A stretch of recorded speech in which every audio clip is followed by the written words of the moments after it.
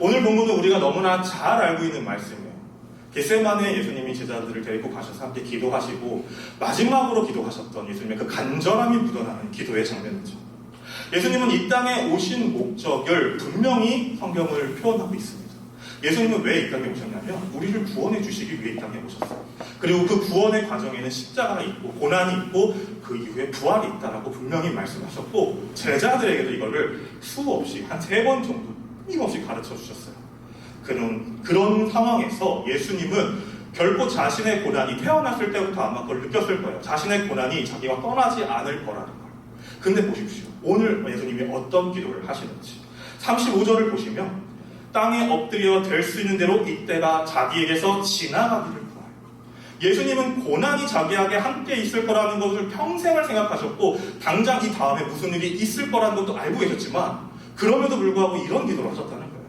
이때가 나에게서 지나가기를 원하셨다라는 거예요. 여러분 이 기도 익숙하지 않나요? 우리가 이런 기도 좀 자주 하지 않나요? 내가 힘든 순간이 왔을 때, 고난의 순간이 왔을 때, 어려운 순간이 왔을 때 우리는 하나님께 그런 기도를 하죠. 하나님, 제발 부탁드립니다. 이것이 지나가게 해주세요. 이 어려움이 벗어날 수 있게 해주세요. 이 어려움이 나를 너무 괴롭히지 않게 해주세요. 이 어려움이 평안하게 되게 해주세요. 라는 기도를 우리가 참 많이 하잖아요. 오늘 예수님도 그러한 기도를 하신 것 같아요. 여기서 36절에 예수님은 이렇게 말씀하십니다. 아빠, 아버지여, 아버지께는 모든 것이 가능하오니 이 자들 내게서 옮기시옵소서. 여러분, 이 부분을 제가 그냥 직접적으로 해석을 하면 전능하신 하나님, 모든 거 하실 수 있는 하나님 다 하실 수 있죠. 하나님 내 아버지죠. 이 잔을 옮겨주세요. 나 이 잔 못하겠어요. 하나님 옮겨주세요. 나 이거 너무 힘들 것 같은데요. 옮겨주세요. 라고 말씀하셨다는 거예요. 근데 예수님은 거기서 끝내지 않고 다음에 뭘 붙이셨어요? 나의 원대로 나오시고 아버지의 원대로 하옵소서. 이게 바로 오늘 우리가 이 말씀을 묵상할 때 필요한 2가지입니다. 여러분, 하나님의 원대로 우리가 살겠다 잘 말하죠. 우리가 말씀을 듣거나 함께 수련회를 하든 뭘 하든 항상 우리가 제일 많이 하는 말 중에 하나가 바로 그겁니다. 하나님의 원대로 하겠습니다. 내가 기도하면 하나님의 원대로. 여러분, 근데 하나님의 원대로가 어떤 건지 아십니까? 오늘 말씀에 나오는 거예요. 십자가를 짊어지는 거. 하나님의 원대로 가장 고통스러운 곳에서 몸부림치는 거가 하나님의 원대로일 수 있다라는 거예요. 여러분, 그 하나님의 원대로라는 말의 무게를 오늘 우리는 기억을 해 나가야 됩니다. 이 말의 무게가 너무 가벼워지면 우리는 하나님을 바라볼 때 내가 원하는 방식, 내 자아, 내가 생각하고 싶은 대로 하나님을 인지하기 시작해요. 근데 이 무게를 알고 있는 사람들은 절대 그럴 수 없어요. 이 무게를 알고 있는 사람들은 고민하게 돼요. 하나님께 나아가는 걸 고민하게 돼요. 내가 이 발을 내디딜 때 내가 무엇을 선택해야 되는데, 내가 이 발을 내디딜 때 나는 뭘 하고 싶지 않은데 이걸 또 해야 되는데 라는 선택을 하게 된다는 거예요. 여러분, 오늘 이것을 우리는 기억해야 합니다. 예수님조차도 그 고난을 태어났을 때부터 알고 계셨던 예수님조차도 전지전능하신 하나님께 자신의 것을 피하고 싶다고 이야기하셨다는 걸 우리는 기억해 볼 필요가 있습니다. 여러분, 오늘 말씀에 예수님뿐만이 아니라 또 등장하는 사람들이 있습니다. 누구냐면 제자들이에요. 오늘 본문에는 등장하지 않지만 이 상황에 등장하는 게 바로 제자들이에요. 여러분, 제자들이 예수님이 이렇게 간절한 기도를 하고 있을 때 뭐 하는지 아십니까? 자고 있었어요. 이건 너무나 잘 알고 있죠? 자고 있었습니다. 근데 이 자고 있던 제자들이 그 예수님을 잡으러 온 군사들이 왔을 때 그 다음 행동으로 뭘 했냐면 도망을 쳤어요. 마가복음 14장 50절에 제자들이 다 예수를 버리고 도망하니라 라고 나와요. 우리가 생각해보면 그럴 수 있다고 생각할 수 있어요. 아니, 당연히 나를 잡으려고 오는 사람들이 있으면 도망을 해야지 라고 생각할 수 있어요. 근데 이 제자들이 이 바로 직전에 무슨 얘기를 했는지를 우리는 기억을 해야 합니다. 마가복음 14장 31절에 예수님께서 최후의 만찬을 제자들과 나누시면서 제자들에게 자기의 살이다 하면서 떡을 떼어주시고 나의 피다 하면서 잔을 주시면서 너희가 나를 배신할 거야. 너희가 나를 내가 잡혀갈 때 너희가 다 도망갈 거야 라고 말하셨어요. 근데 베드로와 제자들은 이렇게 대답했습니다. 마가복음 14장 31절에 베드로가 힘있게 말하되 내가 주와 함께 죽을지언정 주를 부인하지 않겠나이다 하고 모든 제자도 이와 같이 말합니다. 여러분, 12명의 제자들이 다 똑같은 얘기를 했어요. 뭐라고 했어요? 내가 죽을지언정, 내가 예수님과 함께 죽는 순간이 와도 난 예수님과 떠나지 않을 겁니다 말했다는 거예요. 근데 결과는 어떻습니까? 잡으러 왔을 때 다 도망갔어요. 제자들이 이렇게 얘기한 이유가 뭔지 아십니까? 그런 일은 벌어지지 않을 거라고 생각하기 때문에 그래요. 여러분, 예수님이 예루살렘에 입성하셨을 때 어떤 일이 일어났습니까? 나귀를 타고 오실 때 많은 사람들이 예수님을 메시아라고 찬양하는 모습을 제자들이 봤습니다. 여러분, 예수님이 예루살렘에 입성하시고 나서 어떤 일이 일어난 줄 아십니까? 많은 그 종교 지도자들과 말싸움을 하셨는데 단 한 번도 지지 않으셨어요. 종교 지도자들을 다 무찌르셨어요. 그게 예수님이에요. 이 제자들의 모습 속에서 무슨 생각이 들었을까요? 아, 정말 왕이구나. 정말 위대하신 분이구나. 우리가 예수님만 따르면 우리는 망할 일이 없겠다. 예수님만 따르면 우리는 무너질 일이 없겠다라고 제자들은 생각했을 겁니다. 그러니까 확신이 있었던 거예요. 이런 일은 생기지 않을 것이다. 근데 그런 일이 생겼어요. 그러자 제자들은 뭐 했습니까? 도망갔어요. 만약에 예수님이 잔과 떡을 나누실 때 예수님이 딱 앉으시고 뒤에 병사들이 쫙 깔려 있어요. 그러면서 예수님이 자, 내 잔을 받으시오 하면은 제자들이 어떻게 했을까요? 아니요, 저 말도 아니고 저 안드레 먼저 주세요. 막 넘겼을 거예요. 내 떡을 받으시오 하면은 가룟 유다 먼저 주세요. 저 모르는 사람입니다. 할 수도 있다는 거예요. 여러분, 예수님이 그 자리에서 평안한 자리에서 얘기했으니까 베드로와 제자들이 이런 대답을 한 거였어요. 근데 만약에 정말 급하고 다급하고 위험한 상황에서 예수님이 내 잔과 떡, 너희 나와 연결된 자들이다 라고 했으면 제자들이 이런 모습을 갖췄을까?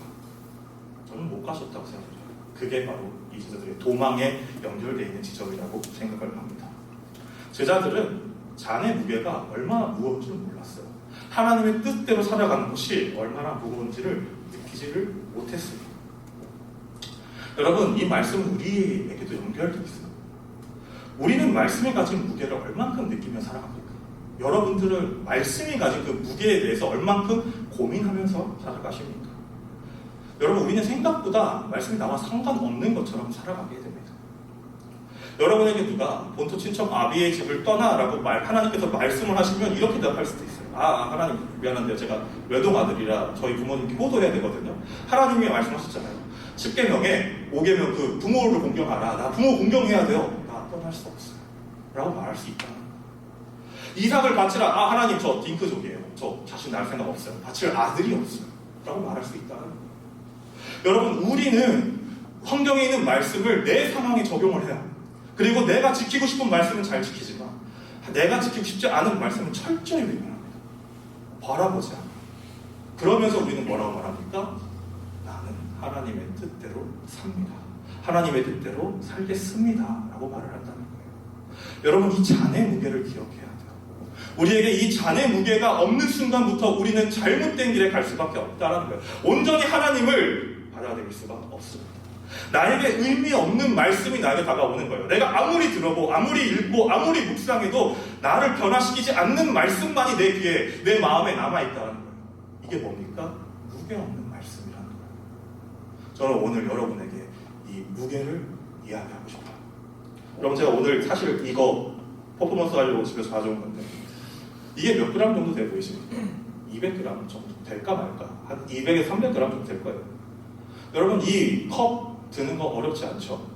제가 어디 유튜브에서 봤는데 이 컵을 이렇게 한 번 드는 건 어렵지 않다고요. 내가 이걸 평생 들고 있다면 내 손은 어떨까요? 무겁겠죠. 아프겠죠. 힘들겠죠. 예수님의 잔을 든다는 건 바로 그런 겁니다.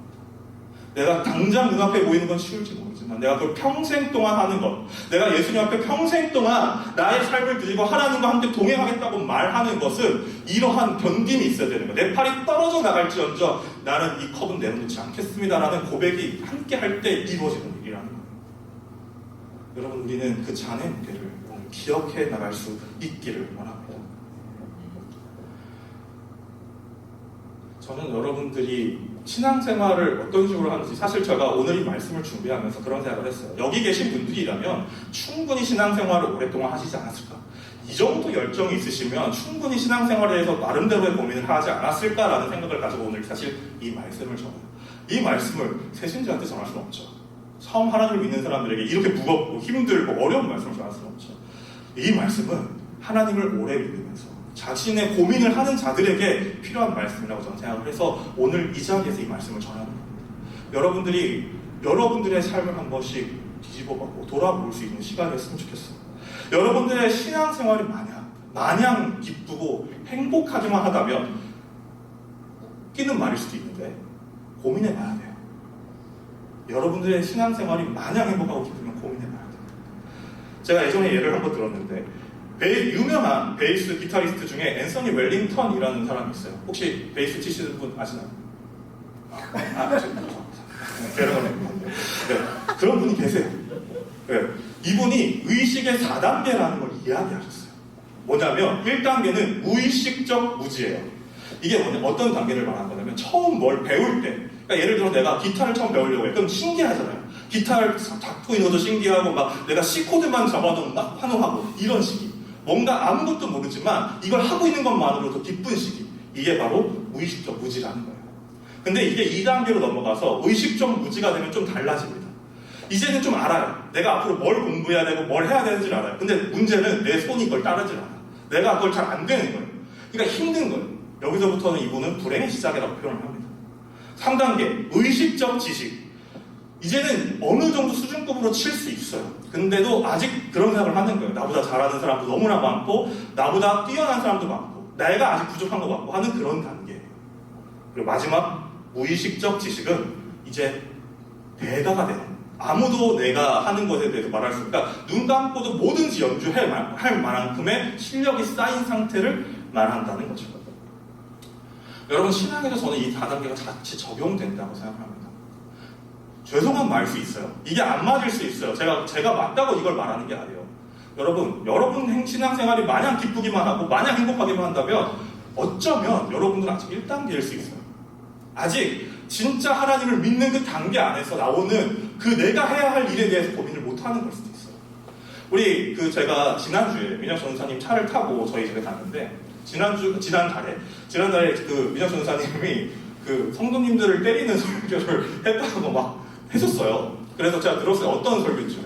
그랬더니 그러니까 예수님을 닮은 사람을 사는 것은 결국은 이웃사랑인데 그것은 여러분들이 무조건적으로 해야 되는 막 이런 식의 설교였어요. 여러분, 예수님을 믿는다는 건 예수님을 닮아간다는 건데 여러분 생각을 해보십시오. 예수님을 닮아가려면 예수님이 하셨던 일을 해야 되거든요. 여러분, 예수님이 어떤 일을 하셨는지 혹시 아십니까? 예수님은 옷 잘 입고 막 멋있는 사람과 함께 어울리려고 하지 않았어요. 어떤 사람과 어울렸습니까? 상대하기 싫은 사람들하고 어울렸어요. 내가 불편한 사람들하고 어울렸어요. 여러분 아마 교회에 그런 분들 계실 거예요. 굉장히 그냥 꺼려진 분, 다가가고 싶지 않은 분 분명 있습니다. 교회에 한두 분은 무조건 계세요. 그게 어떤 이유든지, 예를 들어 그분이 좀 이상한 말을 하시든지 아니면 이상한 행동을 하시든지 뭔가가 내가 마음이 좀 불편해. 그분만 보면 가까이 가고 싶지 않은 그런 분이 있어요. 예수님은 그런 분 곁에 계셨어요. 그게 예수님이에요. 여러분, 근데 여러분에게 당장 다음 주부터 그런 분 곁에 가서 신앙생활 하십시오 하면 여러분들이 시험 들 거예요. 그게 우리가 지금 어떻게 신앙생활을 해야 되는지, 예수님을 따라가는 것이 무엇인지에 대해 고민해야 되는 이유인 것입니다. 우리는 그리스도인이라는 이름을 가지고 살아갑니다. 그리스도인은 뭡니까? 예수님을 따르는 자라는 이름이에요.